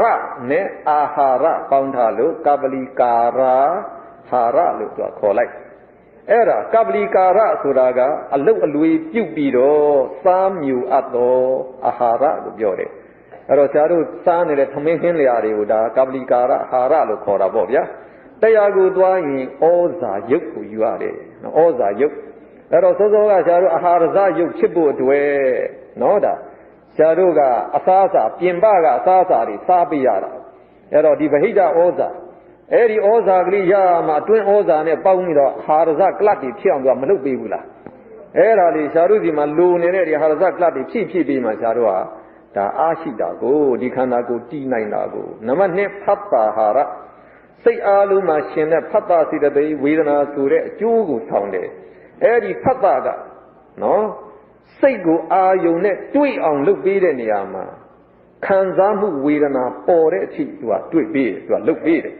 ဒါကြောင့်ဆရာတို့ပရိစ္ဆသမုပ္ပါသင်လိမ့်မယ်မကြခင်နော်အဲ့ဒါမှလာတယ်ဖတ်တာဖြစ်เสียဝေဒနာဖတ်တာအကြောင်းပြုပြီးတော့ဝေဒနာဖြစ်တယ်လို့ပြောတာဒါကြောင့်ဒီဖတ်တာကဝေဒနာဖြစ်အောင်သူကအကျိုးဆောင်ပေးတယ်ပြီးတော့အဲဒီဝေဒနာတည်တတ်ခိုင်မြဲနေအောင်လည်းသူဘာလုပ်တာဆက်ပြီးတော့ထောက်ပပေးလို့သူလည်းအာဟာရပုံစံဖြစ်လို့အာဟာရတစ်ပါးလို့ခေါ်တယ်။သို့မနောသင်စေတနာဟာရစိတ်အားလုံးမှာရှင်တဲ့စေတနာကိုပြောပါတယ်စေတနာကိုကံလို့မခေါ်ဘူးလားကံဆိုတော့သူကဟောမနေ့ကကျတို့မြင်ထားတယ်ဗျာကံကနေပြီးတော့ပရိသန္တိကျိုးပဝတ္တိကျိုးယုတ်နံဒီအဆက်မပြတ်ဖြစ်အောင်တော့အထောက်ပထားဘူးလားနော်ဒီဘဝမှာလာပြီးတော့ပရိသန္တိကျိုးဆိုယုတ်နံနေဖြစ်အောင်လည်းသူကထောက်ပါတယ်နောက်ဒီတဘဝလုံးဒီယုတ်နံနေဆက်ဖြစ်အောင်လည်းသူကမထောက်ပထားဘူးလားဒါသူလည်းအာဟာရတစ်ပါးပဲဆိုပြီးတော့မနောသင်္စေတနာဟာရလို့နာမည်ပေးနံပါတ်4ဝိညာဏဟာရစိတ်အားလုံးအတူဖြစ်တဲ့စိတ် စေတသိက်နံနဲ့ရုပ်တရားကိုဆောင်တယ်အဲ့တော့ဒီစိတ်ကိုမှီပြီးတော့ပဲစေတသိက်တရားဖြစ်ရတာကိုဒီစိတ်မရှိရင်စေတသိက်တရားမလာဘူးတော့ဒီစေတသိက်တွေတည်ရအောင်လေဒီစိတ်ကနေပြီးတော့အကျိုးဆောင်ပြီးထားတယ်တော့သူလည်းဝိညာဏဟာရပြီးတော့စိတ်ဖြစ်တဲ့အခါစိတ်စားရုပ်ကောမဖြစ်ဘူးလား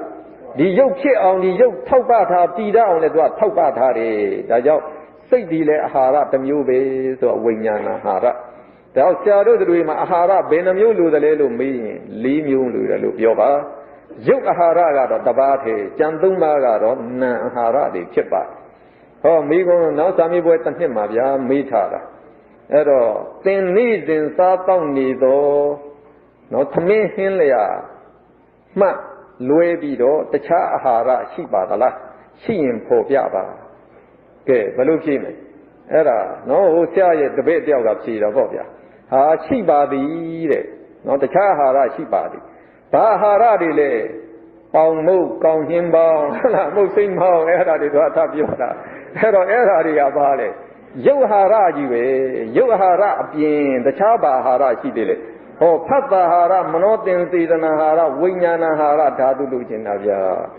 ကဲဒါတို့ဘောဓိပက္ခယသင်္ဃဟဆက်သွားရသစ္စာ၄ပါးကိုသိတတ်သောမဲ့ညာသည်ဘောဓိဟုအမည်ရ၏ထိုဘောဓိဟုသောမဲ့ညာ၏အသင်းပင်ဘက်တော်သားများကို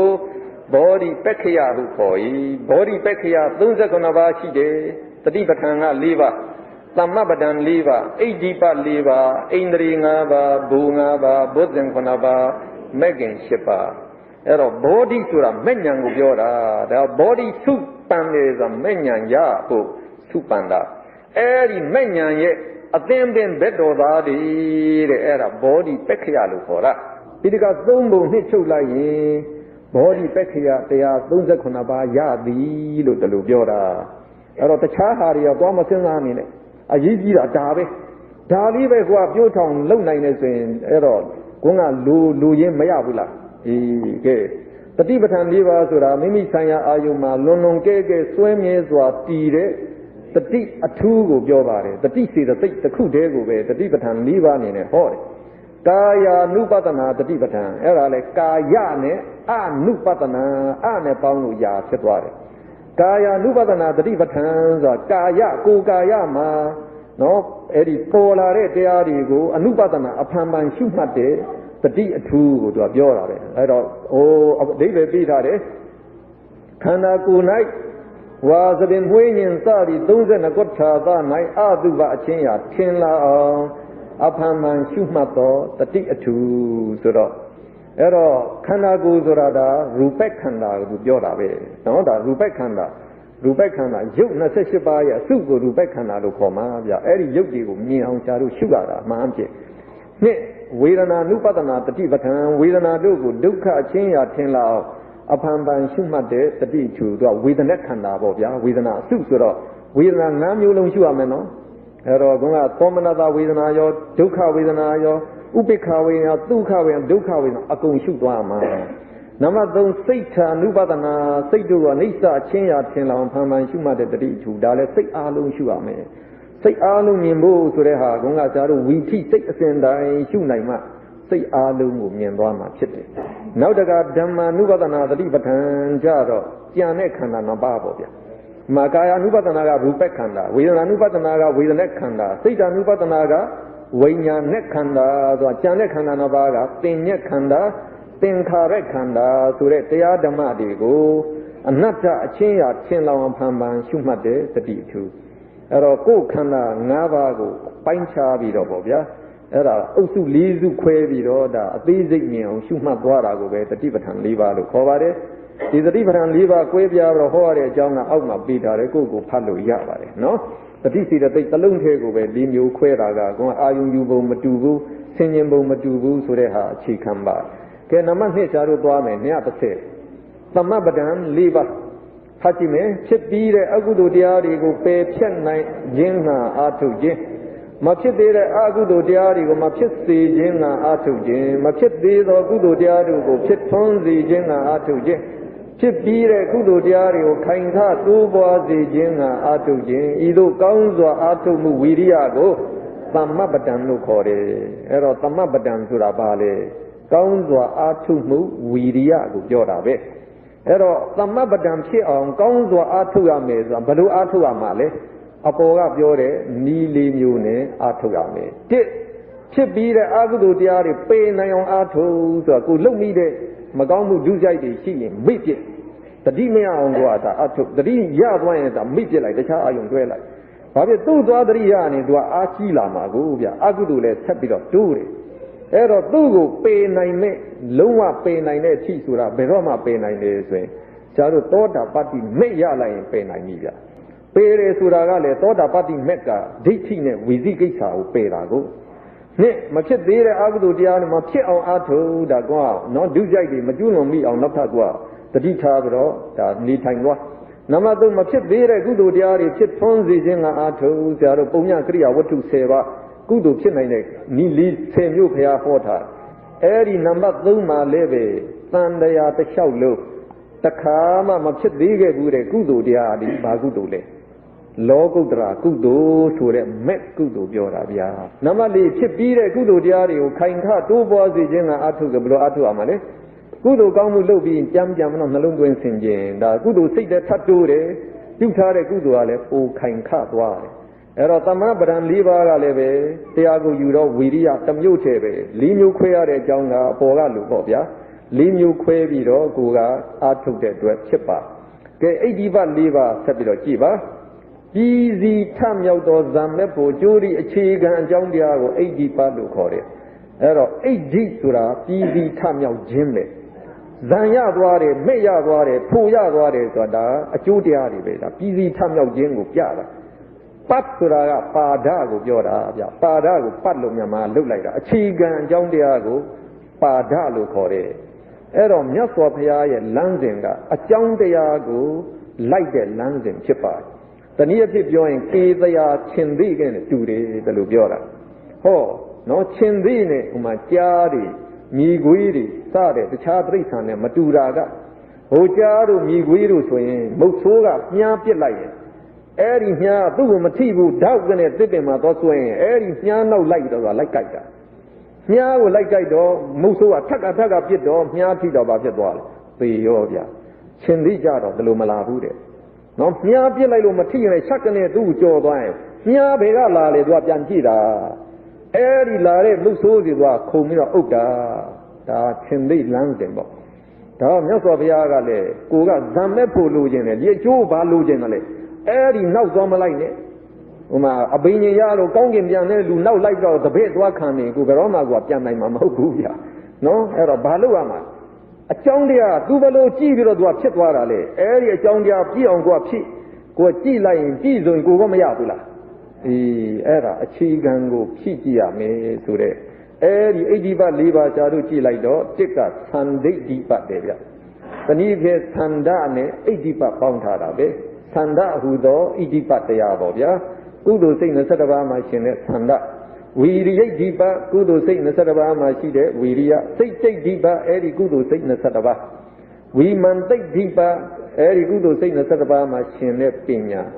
အဲ့တော့လွယ်လွယ်လေးမှတ်ရင်ဣဋ္ဌိပ၄ပါးဒီလည်းပဲသန္ဓရဲ့ဝီရိယရဲ့စိတ်တရဲ့ဝီမန္တရဲ့ဒါပဲစောစောကရှားတို့မြင်ခဲ့တဲ့အဓိပတိ၄ပါးနဲ့မတူဘူးလားအေးပေါ့ဗျာကဲအိန္ဒြေ၅ပါးကစောစောကအိန္ဒြေ22ပါးအ내ကနော်မဲ့ညာရဲ့အသင်းပင်ဖြစ်တဲ့အိန္ဒြေ၅ပါးလေးထုတ်ပြတာပါပဲမထုဘူးအဲ့တော့တစ်ကသတ္တိန္ဒြေပါသိတ်ဒိန္ဒြေလို့ဖြစ်နေတယ်သဘောကလုံးကြီးတင်ကလေးပယ်ပြရမှာနော်သတ္တိန္ဒြေကကျတို့စောစောကယူတဲ့အတိုင်းပေါ့မာကုသိုလ်8မာကရိယာ8အပနာဇော26စိတ်42ပါးမှာရှင်တဲ့သတ္တာကိုယူတယ်ဝိရိယန္ဒြေဝိရိယစိတသိက်တတိန္ဒြေတတိသမာဓိန္ဒြေဧကကတာပညာန္ဒြေပညာစိတသိက်ကဲဘူ၅ပါးကလည်းပဲဒီတရား၅ပါးပြန်ပဲတတ္တာဘူဝီရိယဘူတတိဘူသမာဓိဘူပညာဘူအဲ့တော့တတ္တာဝီရိယတတိသမာဓိပညာကသူကဘူအသွမ်းတတ္တိလည်းရှိတယ်ရှေ့တန်းတက်ပြီးတော့လေသူကရန်သူကိုတိုက်နိုင်တယ်အိန္ဒြေသွမ်းတတ္တိလည်းရှိတယ်နော်သူဆိုင်ရာနေပယ်မှာစီမံကုတ်ကဲနိုင်တယ်စွမ်းရည်လည်းရှိတယ်ဒါအောင်ဆရာတို့တွေကုသိုလ်လုပ်ရင်ပဲဖြစ်ဖြစ်နောက်ကုန်းကသမထဝိပဿနာကရှုရင်ဖြစ်ဖြစ်အဲ့ဒီတရား၅ပါးကရှိတန်းထားမှာဗျကဲဘုဇင်9ပါးဆက်သွားရအောင် ဘောဓိဆိုတဲ့သစ္စာ၄ပါးကိုသိကြောင်းတရားအပေါင်းဤအစိတ်အစိတ်ဒီဘောဓိအင်္ဂဘုဇင်လို့ခေါ်တယ်ကြည့်လိုက်နံပါတ်1ကတတိတံဘုဇင်သစ္စာ၄ပါးသိကြောင်းဖြစ်တဲ့အောက်မေ့မှုတတိအဲ့ဒါတတိဆိုတော့ဆရာတို့ပြောခဲ့တဲ့သမာတတိနဲ့တူပဲတတိပဋ္ဌာန်၄ပါးနဲ့တူရမှာပေါ့ဗျာနှစ်ကဓမ္မဝိဇ္ဇာတံဘုဇင်သစ္စာ၄ပါးကိုသိကြောင်းဖြစ်တဲ့ဆိုင်ရာတရားများကိုစီစစ်တတ်တဲ့ပညာဒါလည်းသမာဓိဋ္ဌိမဲ့ခင်သဘောနဲ့တူတယ်လို့ယူနိုင်ပါတယ်ဝိရိယတံဘုဇင်ဝိရိယစီတဲ့သိပေါ့ဗျာဆိုတော့သမာဝါယမမဲ့ခင်နဲ့သွားတူပါတယ်ပိဋိတံဘုဇင်သူကြတော့နော်ဒါသစ္စာ၄ပါးသိကြောင်းဖြစ်တဲ့နှစ်သက်ချွင်လန်းဝမ်းမြောက်မှုလို့ပြောတာကိုဆရာတို့ကသမာဓိထူထောင်တဲ့အခါကိုကကမ္မထမ်းရှုလို့စိတ်ငြိမ်လာပြီးဆိုရင်ပိဋိကဖြစ်လာပြီကိုအဲဒီပိဋိနှစ်သက်ဝမ်းမြောက်မှုဖြစ်လာရင်နံပါတ်5ပတ္တတိငြိမ်အေးမှုလိုက်လာတယ်ဗျာစိတ်ရောကိုယ်ရောငြိမ်အေးလာပြီဆိုရင်လည်းပဲအဲ့ဒါဒုက္ခချမ်းသာလာတယ်ဒုက္ခချမ်းသာလာပြီဆိုရင်သမာဓိဖြစ်ပြီဗျာနော်သမာဓိဖြစ်လာရင်စိတ်သွမ်းရည်ကပြတ်လာပြီကိုအရှိရှိတိုင်းကိုမြင်လာနိုင်ပြီသူကသမာဓိသဘောမျိုးပဲသမာဓိတမွတ်စဉ်အဲဒီသမာဓိမှလည်းပဲဆရာတို့ကပထမဇန်ဒုတိယဇန်တတိယဇန်သုဒ္ဓဇန်ထိတက်ပြီးတော့နောက်ထပ်ပုံမြင့်တဲ့သမာဓိတက်တဲ့ခါကျတော့ဒုက္ခကိုဥပိ္ပခာမှာပြောင်းလို့လားဒါကြောင့်ဥပိ္ပခာသမုဇ္ဇင်ကလည်းပဲသူကတတ္တရမစ္ဆတတာစီတဲ့စိတ်ကိုသူလည်းပဲစိတ်ကိုတည်ငြိမ်အောင်ကြောက်ကြမရှိပဲနဲ့တခါတည်းစူးစိုက်ရှုနေနိုင်အောင်သူကအကျိုးဆောင်ရွက်ပေးတယ်အဲ့တော့ဒီတရားတွေပြည့်စုံလာတယ်ဆိုရင်ဒါမဲ့ညာရောက်သွားပါတယ်ကဲမဲ့ခင်၈ပါးလက်ရပဲမှာအဲ့တော့စောစောကဆရာတို့မြင်ခဲ့တဲ့မဲ့ခင်12ပါးထဲကနံပါတ်ပထမ8ပါးပါပဲသမာဓိရှိမဲ့ခင်ပညာသမာသင်္ကပ္ပမဲ့ခင်ဝိကျက်သမာဝါစာမဲ့ခင်သမာဝါစာသမံကမ္မတမဲ့ခင်သမာကမ္မန္တစေတသိက်သမာဝါစာသမဝါစာသမံကမ္မန္တသမာဇီဝစေတသိက်သမာဝါယမဝီရိယခေါ်တယ်သမာတတိကတတိသမာသမာဓိကဧကကတာစောစောကအတိုင်းပဲတရားကိုကောက်လာလဲဟိုတိုင်းပဲနော်အဲ့တော့အောက်မှာလဲတရားကိုကောက်နေနည်းနည်းလွယ်အောင်လို့သူနည်းနည်းစုစည်းပေးထားကဲအဲ့ဒီတရားကိုအောက်ကအပိုက်ပြီးတော့နောက်တစ်ပိုက်လေးကြည့်သမာဓိဋ္ဌိနဲ့သမာသင်္ကပ္ပတို့သည်ပညာမဲ့ခင်များလို့ခေါ်ပါတယ်ဒီမဲ့ခင်နှစ်ပါးအပေါင်းစုကိုပညာသိက္ခာလို့ခေါ်တယ်ဗျာအဲ့ဒါပညာမဲ့ခင်ပညာသိက္ခာလို့ခေါ်ပါတယ်နှမျိုးခေါ်နော်သမာဝါစာသမံကမ္မန္တသမာဇီဝတွေကိုသီလမဲ့ခင်လို့လည်းခေါ်တယ်သီလသိက္ခာလို့လည်းခေါ်တယ်သိက္ခာဆိုတာကြည်တရားပဲနော်ကြည်တရားသီလပြည့်စုံအောင်ကြည်ရတယ်တရားပေါ့ဟိုမှာလည်းပညာပြည့်စုံအောင်ကြည်ရတယ်တရားအောက်ကသမာဝါယမသမာတတိသမာသမာဓိကိုတော့သမာဓိမဲ့ခင်သို့မဟုတ်သမာဓိသိက္ခာလို့ခေါ်တယ်အဲ့တော့သိက္ခာအနေနဲ့ပြောရင်၃ပါးမရဘူးလားအဲ့ဒါစာမျက်နှာ214မှာဆရာတို့ပြထားတယ်မဲ့ခင်7ပါးကြည်စဉ်တရားကိုသီလသိက္ခာသမာဓိသိက္ခာပညာသိက္ခာဆိုပြီးတော့သိက္ခာ၃ပါးကြည်စဉ်တရားလို့လည်းမှတ်ယူနိုင်ပါတယ်ကဲပြီးတဲ့အခါသဗ္ဗသင်္ဃဟသဗ္ဗဆိုအလုံးစုံဆိုစိတ်စေတသိက်ယုတ်နိဗ္ဗာန်အကုန်ယူပြီးတော့ပေါင်းယုံတင်ပြမယ်အပိုင်းလက်ဥဆုံးခန္ဓာ၅ပါးဘုရားဟောတယ်ကဲဖတ်ကြည့်ပါခန္ဓာတတ္တာသည်အစုပုံဆိုတဲ့အ내ကိုဟော၏အထိတ်အနာကပစ္စုပန်အစ္ဆဒဗဟိတဩလာရိကသုခုမဟိနပဏိတာဒူရတန္တိကအာဖြစ်များပြားလှသောယုတ်ဝေဒနာသင်ညာသင်္ခါရဝိညာဉ်တို့ကို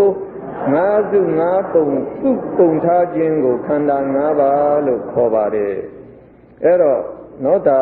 ရှားတို့ရှိသမျှစိတ်စေတသိက်ယုတ်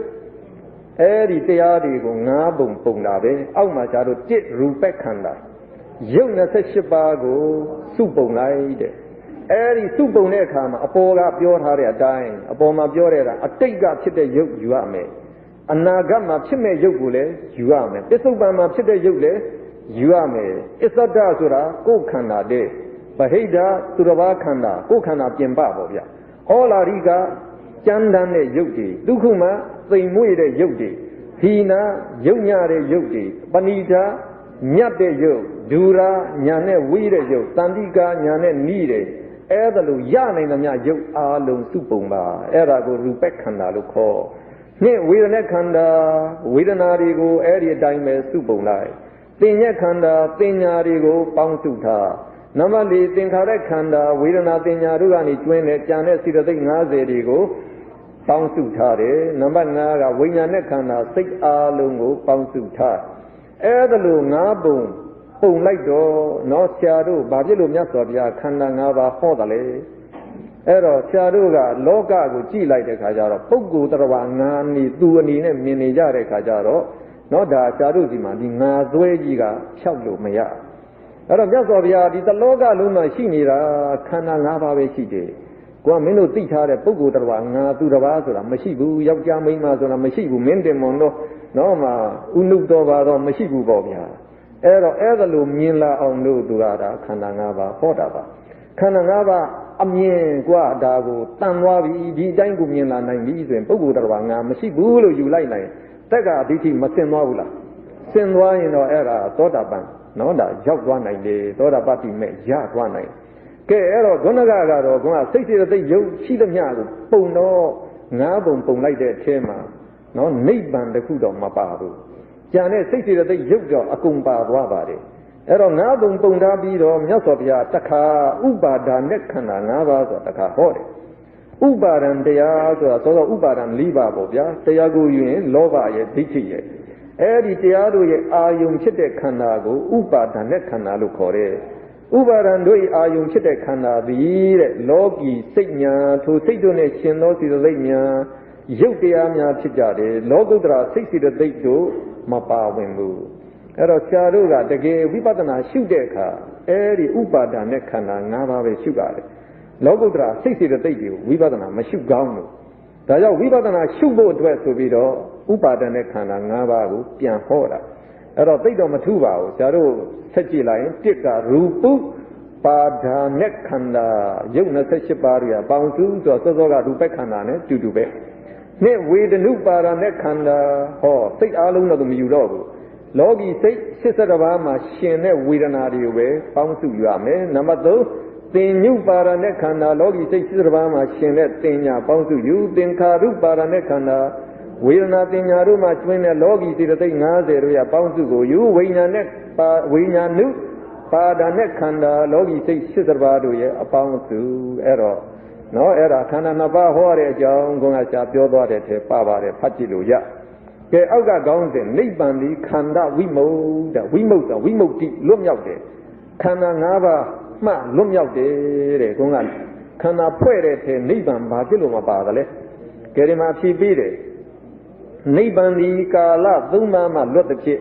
ကာလဝိမု ဖြစ်၏အဲ့တော့နိဗ္ဗာန်ကအမြဲရှိနေတဲ့တရားဆိုတော့အတိတ်နိဗ္ဗာန်ပစ္စုပ္ပန်နိဗ္ဗာန်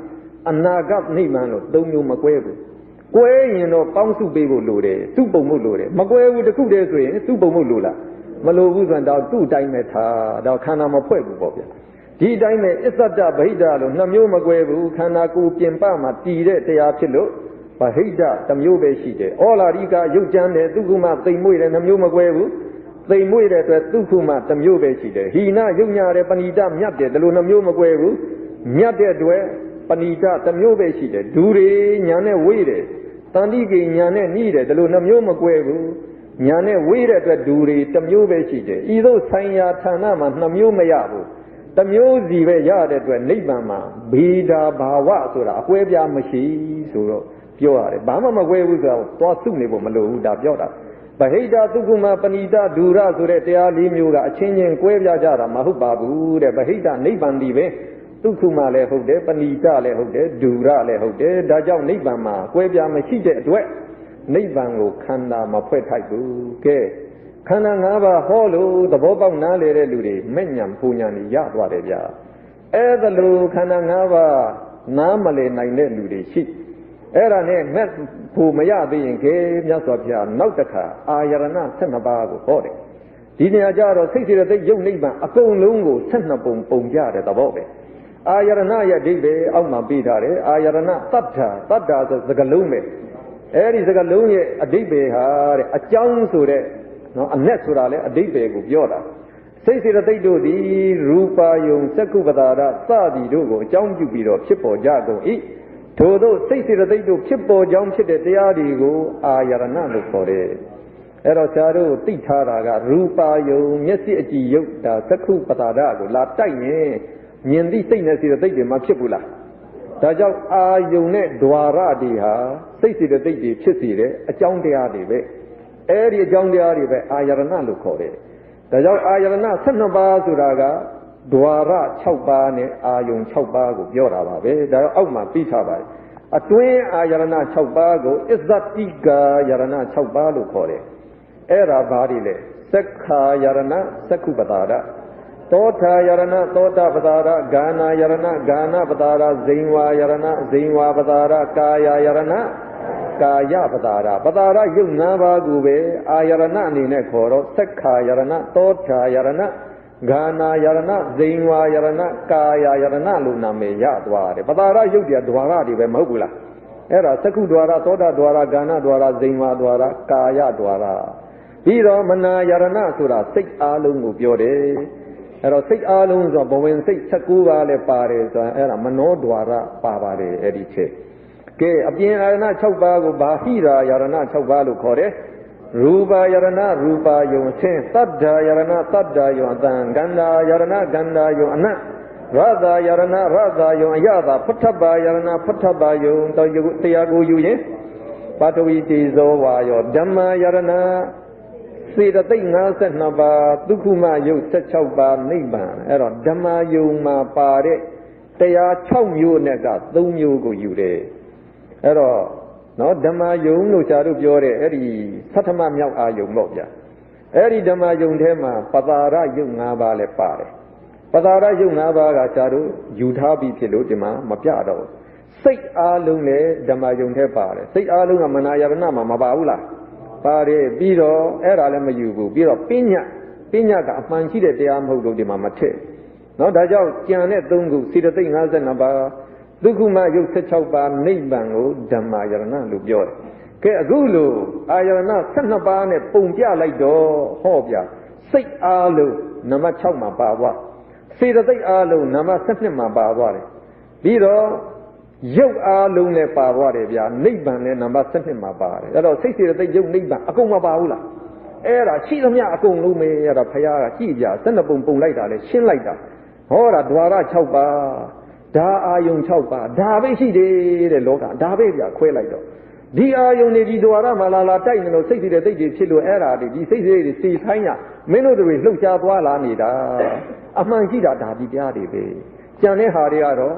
ဒါနော်ဒါတွေရဲ့အကျိုးဆက်တွေပဲအဲ့ဒါလိုမြင်ရှင်းသွားတော့ဒါလည်းအတ္တဆွဲငါဆွဲပြုတ်ပြီးတော့သောတာပတ္တိမဲ့ရတော့မဲ့ဖို့တွေရသွားတာပေါ့ဗျာမကောင်းဘူးလားဒီအဲ့ဒါလိုလေခွန်ကညာမြင်မရှင်းတဲ့လူတွေတွေ့အဲ့ဒါဓာတ်17ပါးအခုတခါဘုရားဟောပြန်တယ်ဗျာနော်ခွန်ကစိတ်စီစိတ်ရုပ်နိဗ္ဗာန်ကိုပဲ12ပုံနဲ့ပုံတာမရှင်းတော့ဘူး18ပုံတယ်ဗျာကဲဓာတ်ဆိုတာဘာတို့မိမိသဘောကိုဆောင်တတ်တဲ့တရားကိုဓာတ်လို့ခေါ်တယ်သက္ကုသောတာစတဲ့တရားတို့ဟာမိမိသဘောတိုင်တည်ရှိကြပြီးမိမိဆိုင်ရာသဘောကိုဆောင်ရွက်ကြတယ်ထို့ကြောင့်ဓာတုဓာတ်လို့ခေါ်တယ်ပါဠိလိုကတော့ဓာတုမြန်မာကတော့ဓာတ်လို့လုပ်လိုက်တယ်ဗျာအဲ့တော့ကိုယ်သဘောကိုယ်ဆောင်တဲ့တရားပုဂ္ဂိုလ်လည်းမဟုတ်တရားလည်းမဟုတ်တဲ့တရားကိုဒါဓာတ်လို့ခေါ်တယ်အဲ့တော့ဓာတ်အနေနဲ့မြင်ပုဂ္ဂိုလ်တရားမဟုတ်ဘူးဆိုတာအမြင်ပူရှင်းသွားတာပေါ့ဗျာကဲအဲ့ဒီဓာတ်18ပါးကို3ပုံတယ်ဗျာဒွါရ6ပုံအာယုံ6တန်ဝိညာဉ်6သွဲတဲ့ဒွါရ6ပုံကအခန္ဓာဆိုတော့နော်ဇာတို့ကြည့်လိုက်ရင်သက္ခုတ္တအောက်မှာတရားကိုနဲ့တွဲကြည့်သွားသက္ခုတ္တတိသက္ခုပတာရကိုပြောတာသောတတ္တသောတာပတာရဂာနတ္တဂာနပတာရဇိန်ဝါဒဇိန်ဝါပတာရကာယတ္တကာယပတာရမနောတ္တမနောတ္တကပင်စဒွါရဝေဇန်နဲ့တမ္မတိဆိုင်တွေဆိုတဲ့စိတ်3ပါးကိုပြောတယ်အဲ့တော့ဒီမှာပတာရယုတ်5ပါးဆိုတာဒွါရ5ပါးပါသွားတာပေါ့ဗျာပြီးတော့မနောဓာပါသွားအာယုံ6တန်အလေကအကွက်ကတော့စောစောကအပြင်ဘာဟိရာယရဏ6ပါးနဲ့တူတူပဲဗျာအာယုံ6ပါးပါပဲရူပဓာတ်တိရူပယုံတတ္တဓာတ်တတ္တယုံဂန္ဓာဓာတ်ဂန္ဓာယုံရသဓာတ်ရသယုံဖုထပဓာတ်ဖုထပယုံဓမ္မဓာတ်စောစောကပြောတဲ့အတိုင်းစေတသိက်52ဒုက္ခမယုတ်16နိဗ္ဗာန်ဓမ္မယရဏနဲ့တူတူပဲဝိညာဉ်6တွေကတော့အပွင့်ဓာတ်တွေဆိုတာကစိတ်တွေပါပဲသက္ခုဝိညာဏဓာတ်ဒီဘာကိုပြောတော့သက္ခုဝိညာဉ်တွေသောတာဝိညာဏဓာတ်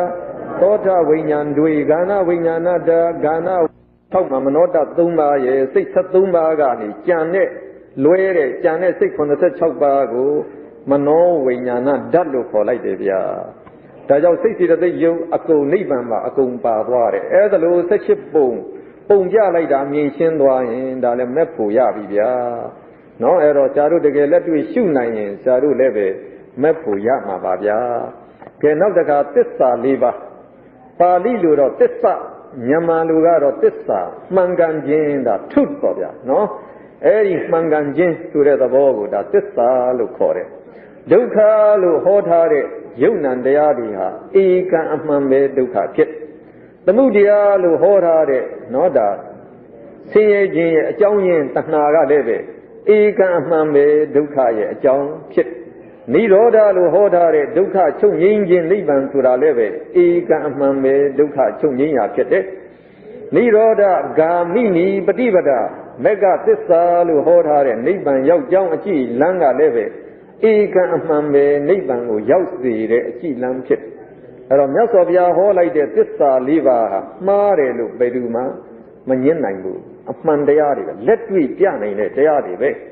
တဖန်ဤသစ္စာ၄ပါးတို့သည်အရိယာပုဂ္ဂိုလ်များသာပိုင်နိုင်သိအပ်တဲ့အတွက်ကြောင့်အရိယာသစ္စာ၄ပါးလို့အမည်ရအဲ့တော့ဒီသစ္စာ၄ပါးကိုအရိယာဒီမှပိုင်သိနိုင်တယ်တဲ့အဲ့ဒီသစ္စာ၄ပါးကိုပိုင်သိမြင်လိုက်တာနဲ့တပြိုင်နက်ဘာဖြစ်သွားမှာအရိယာဖြစ်သွားတယ်ဗျာပြီးတော့အဲ့ဒီသစ္စာ၄ပါးကိုပဲနော်အဲ့ဒီသစ္စာ၄ပါးတွင်တဲ့ဒုက္ခသစ္စာနဲ့ဒုတိယသစ္စာတို့သည်လောကီသစ္စာများဖြစ်တယ်အဲ့ဒါအကြောင်းကျိုးတစ်စုံပဲဗျဘယ်သူကအကြောင်းလဲသမုဒယသစ္စာကအကြောင်းတရားဒုက္ခသစ္စာကအကျိုးတရားပြီးတော့နိရောဓသစ္စာနဲ့မဂ္ဂသစ္စာတို့ကတော့လောကုတ္တရာသစ္စာတွေလို့ခေါ်တယ်သူတို့လည်းအကြောင်းကျိုးတစ်စုံပဲမဂ္ဂသစ္စာကအကြောင်းတရားနိရောဓသစ္စာကအကျိုးတရားကဲကျမ်းစာနဲ့ဖတ်နိုင်ပြီစာမျက်နှာ119ကအဲဒီအောက်ပိုင်းမှာပြီးထားတဲ့ဇယားလေးကြည့်သစ္စာ၄ပါးကိုတင်းကြိုပါဠိအခေါ်ရဲ့ခေါ်ဝေါ်ရိုးရဲ့တရားကိုနဲ့အဓိပ္ပာယ်ရဲ့ဒီမှာပြီးထားအဲ့တော့နံပါတ်1ကဒုက္ခအရိယသစ္စာဒါပါဠိတင်းကြိုမှာခေါ်တာဆရာတို့ခေါ်နေတာကတော့ဒုက္ခသစ္စာတရားကိုကပါတော့လောကီစိတ်82ပါးလောဘကျင်သောစိတသိက်52ပါးယုတ်28ပါးဒီအလုံးစုံသောတိဘူမကတရားတို့ကိုဒုက္ခအမှန်ဖြစ်ခြင်းကြောင့်ဒုက္ခသစ္စာလို့ခေါ်တယ်အဲ့တော့ဒုက္ခသစ္စာမြည်ရတဲ့တရားကိုကပါတယ်လေအဲ့တော့လောကီစိတ်82ပါးဆိုလောကီစိတ်အလုံးပေါ့ဗျာအဲ့တော့လောကုတ္တရာစိတ်ကြီးကိုတော့ဒုက္ခသစ္စာတွေမထည့်ရဘူးပေါ့ဗျာပြီးတော့ယုတ်အလုံးကလည်းဒုက္ခသစ္စာပဲစေတသိက်52ပါးလုံးတော့မယူဘူးလောဘကလေးခြံလိုက်တာဘာဖြစ်သွားလဲလောဘကသမုဒယသစ္စာအနေနဲ့ဟောမှာဖြစ်လို့ဒီတစ်ခုလေးခြံထားအဲ့တော့စိတ်ရဲ့စေတသိက်ရဲ့ရုပ်တွေရဲ့ခဏမစဲဖြစ်ပြီးတော့ပြက်နေတဲ့တရားတွေဆိုတော့ကအနိစ္စတရားလို့မခေါ်ဘူးလားအဲ့ဒီဖြစ်ပြီးတော့ပြက်သွားတဲ့ဓာန်ချက်နဲ့ခဏမစဲနှိမ့်ဆက်နေတဲ့သဘောတွေအဲ့ဒါဆင်းရဲအမှန်ပဲဗျာဒါကြောင့်သမာဓိထူထောင်လို့ဒီယုံနာနေခဏမစဲဖြစ်ပြီးတော့ပြက်သွားနေတာမြင်ဒုက္ခသဘောပေါ်ဝင်ထင်ရှားလာတယ်ဗျအဲ့ဒီဒုက္ခသစ္စာဆိုတာညင်းလို့မရဘူးတကယ်ကိုကမြင်လာတယ်နှစ်ဒုက္ခသမုဒယအရိယသစ္စာဒါကိုသမုဒယသစ္စာလို့ခေါ်တယ်တဏှာလောဘသည်ဒုက္ခဖြစ်စေသောအကြောင်းရင်းအမှန်ဖြစ်ခြင်းကြောင့်သမုဒယသစ္စာလို့ခေါ်တယ်အဲ့တော့လောဘကသောသောကိလေသာတရားထဲမှာသူကတပါးအနေနဲ့သူကပါတယ်အဲ့တော့ဆရာတို့ကဘဝဆက်ပြီးတဲ့နေရာမှာလောဘမပါရင်မရဘူးလောဘကအဓိကတရားတစ်ခုဖြစ်လို့ဒါခေါင်းခောက်ပြီးတော့ပြောတဲ့သဘောမျိုးနေနဲ့ပေါ့လောဘဒီဆင်းရဲရဲ့အကြောင်းရင်းပဲလို့ဘုရားကလို့ဟောလိုက်အဲ့တော့လောဘရှိနေအဲ့ဒီဆင်းရဲလိုက်အဲ့တော့ဆရာတို့ကပစ္စည်းဥစ္စာတွေရအောင်ရှာဖွေရတာလဲဆင်းရဲပဲရလာပြီးဒီပစ္စည်းဥစ္စာတွေကိုထိမ့်သိမ်းဆောက်ရှောက်ရတာလဲကြောက်ကြစိုက်နေရတာလဲပဲဆင်းရဲပဲဘလောက်ပဲကြောက်ကြစိုက်ပဲရန်သူမျိုး၅ပါးကဝိုင်းနေတော့ဟောပျက်စီးသွားဥမှာပဲပျက်စီးတဲ့အခါအကြီးကြီးမဆင်းရဲဘူးလားအေးဒါတော့ဆရာတို့ကဟာစည်းစိမ်ချမ်းသာတာဒုက္ခလို့သွားတယ်မထင်နဲ့အဲ့ဒါဝိပရိနာမဒုက္ခတဲ့ဘုရားကပြောတယ်ဒါကြောင့်အဲ့ဒီလောဘကဒီလောဘအကြောင်းခံပြီးတော့အဲ့ဒီလောဘရာဂလို့လည်းမြည်ရမမြတ်စွာဘုရားပူလောင်တဲ့မိဖြစ်လို့သူရာဂလို့ခေါ်တယ်အဲ့ဒီရာဂမိလောက်ပူလောင်တဲ့တရားဆိုတာမရှိဘူးလေဗျာဒါကြောင့်ဒီလောဘဒီအင်မတန်ဆင်းရဲစေတဲ့တရားပူလောင်စေတဲ့တရားမမှန်ဘူးလားအေးသူရှိနေလေအဲ့ဒါဘဝမဆက်နေတယ် သူဘဝနောက်ဘဝသိရခြင်းဒီယုံနံရခြင်းနဲ့ယုံနံဒုက္ခသစ္စာလေးပြဒါကြောင့်ယုံနံဒုက္ခသစ္စာကိုဖြစ်စေတဲ့အကြောင်းရင်းဆိုမှမှန်မှုလားအဲ့ဒီသိကြပါဗျာ